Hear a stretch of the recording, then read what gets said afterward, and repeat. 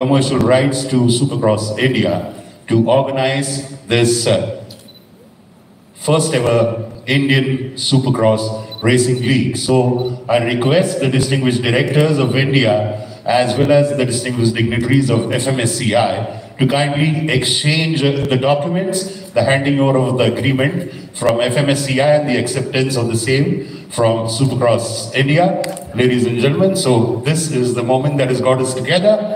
All those not clicking or shooting can give them a big round of applause. So a new era begins in the world of adventure, two-wheeler motorsports in India with, and that is, ladies and gentlemen, the Indian Supercross Racing League logo. Now through this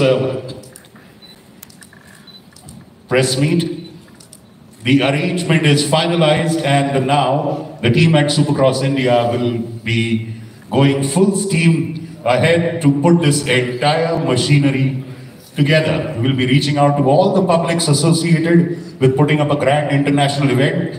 Of course, as I had mentioned that both Ashwin, Veer, Ishan have good connections with the Supercross riders. They have raced abroad, so they have connections. So we'll start contacting riders, to participate, getting the sponsors, the associated publics, getting the venues, getting the teams. So the entire activity starts from here. So we will be extremely grateful to you to take this news all across the country so that all the people involved with the world of motorsports, Supercross particularly, the spectators, the sponsors, the associated publics will be attracted to this event. Moving on next, I would request the distinguished gentleman from FMSCI to very briefly just share your thoughts on this MOU. Yeah, I think we have a mic there. Good afternoon, ladies and gentlemen. I'm the chairman of the Supercross Commission and also the promoters, that is Supercross India Pvt Ltd. So good afternoon to all of you. Yes, on behalf of the Motorsports Clubs of India,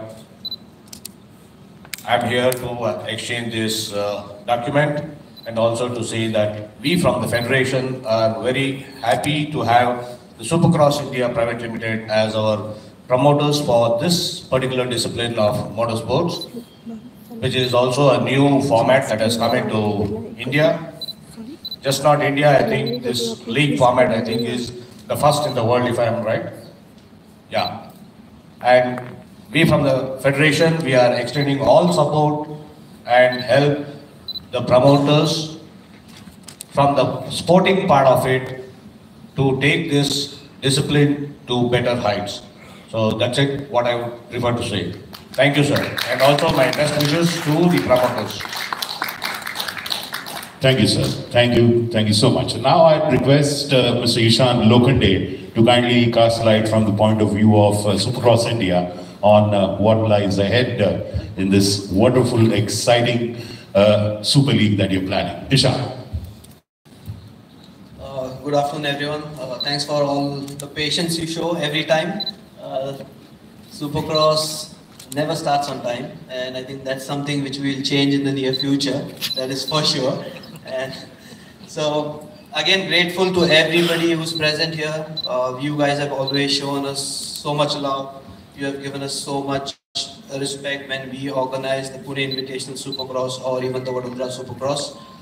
Before even I start talking about the league or the MOU or anything, me, Veer, Ashwin, we go long back in time when in 2004, though he's from Baroda, his connection with Pune is probably stronger than mine at times. As kids, we started racing with a passion, with this interest of excitement and the adrenaline rush which we got from Supercross. That passion, friendship turned into competitiveness going forward. Winning championships, winning races, proving people wrong at so many points of time in our journey. Veer became the youngest national champion, as a team, with Ashwin being the backbone, Rahul is somewhere who's been as much important during that era, and today we were the first privateer racing team to win a national championship. And that is something when C.S. Santosh once said, Ishan is a great racer, but he might become a better manager for the sport. And I think today, sitting here, I feel he was right. And I'm very proud to sit with these two gentlemen who have been there since day one of our racing careers, competed, being friends, and today not walking away from the sport. What we want to do is look back at the sport and say, yes, let's change the way Supercross is held. Let's transform Supercross and bring back the glory of the sport which it had. Having a world championship in India in '89 or in the 80s decade and nothing after that is not something which sits well with us as organizers, promoters, or even riders. Arvind KP is with us today and he would agree on that. So coming back to from racers, organizers, Pune Supercross to this, I think the COVID proved a bit on the positive side for us when we conceptualized the whole thing. And when approached with the federation, we had all their support. They wanted young entrepreneurs to come into the sport and probably change the way it is done or create newer platforms. And I think, sir, Sujith sir, thank you for all the support from the federation. We humbly announce that we will make the FMSCI and the sport of Supercross and their community very proud. So today, saying Indian Supercross Racing League. So Indian Supercross Racing League will set a new benchmark. It's a league made in India, the first ever brand-based franchise league in the world in the sport of Supercross, and that is a proud moment for I think everybody to say that India will make it. Second part, what the league envisions to do is open the doors to a lot of international participations. There are so many riders across the world and so little platforms to race on. And this will create and open and welcome the global Supercross talent, fans, brands, so many things.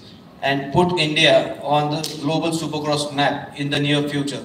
And while doing that, we will never forget our own talent here. Our boys, girls, kids, parents who support their kids in the sport, they need a better platform to race on, and we will give that to them. And we envision that we might target about 100 new kids in the first 3 years to join the sport and have a solid Indian participation along with the international guys, and in the future to have an Indian racer ride a World Supercross Championship.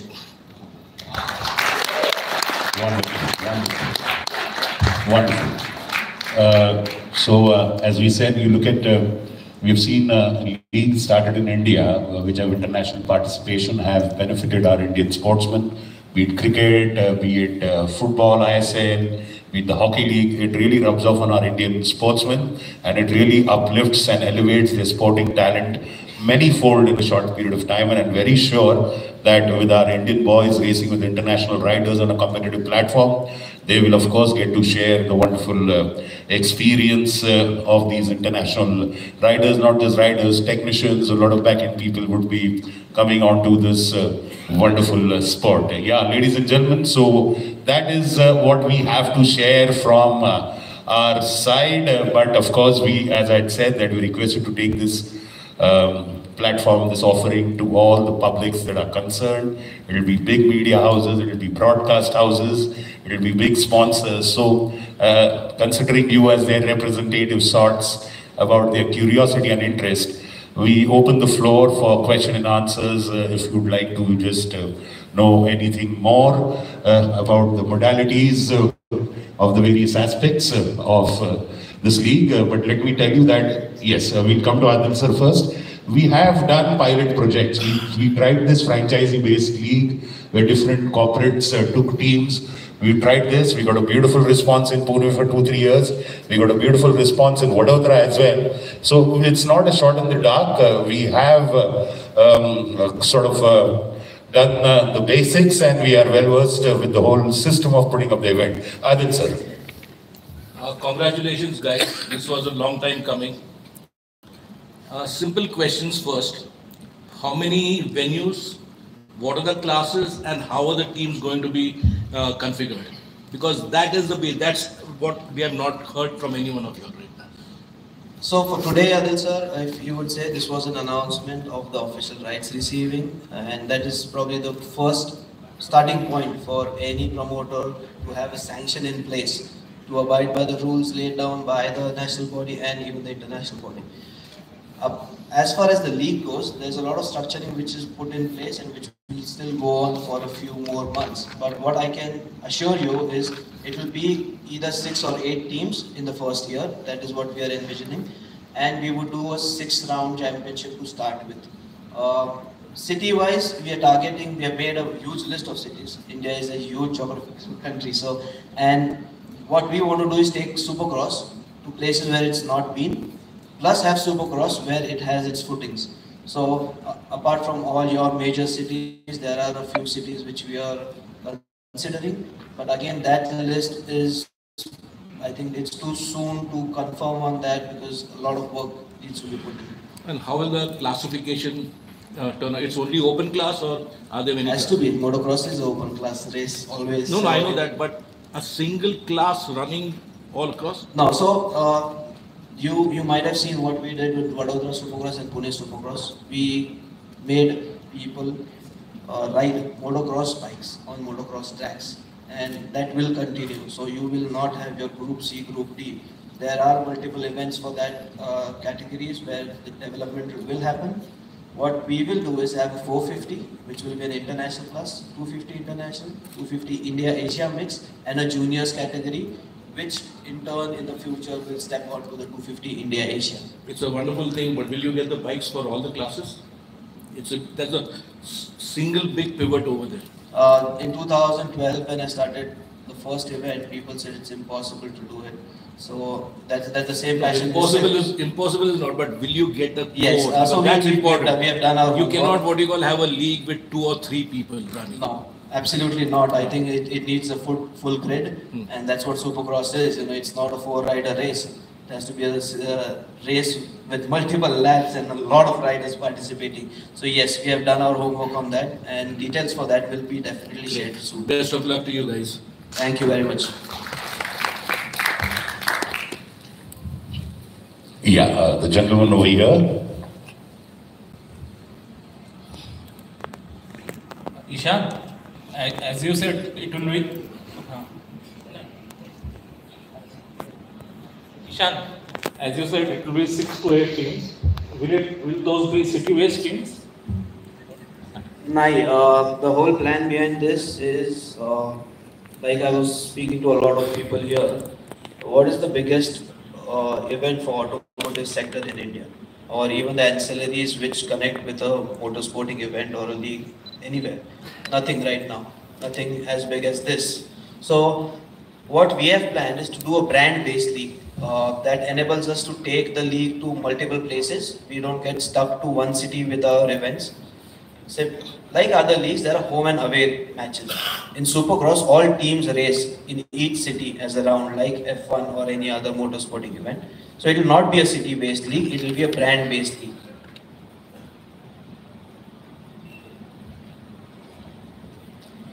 Yeah, okay, coming to you, ma'am. Yeah. I just wanted to understand what is the feedback from the automotive industry. Are they willing to back this kind of a thing? Success of a league will depend upon the kind of brands that will associate with you. So do you see the corporate sponsorship coming in a big way, and what part would that be in your revenue stream? And also, what kind of fan base does the sport have to demand this kind of a league?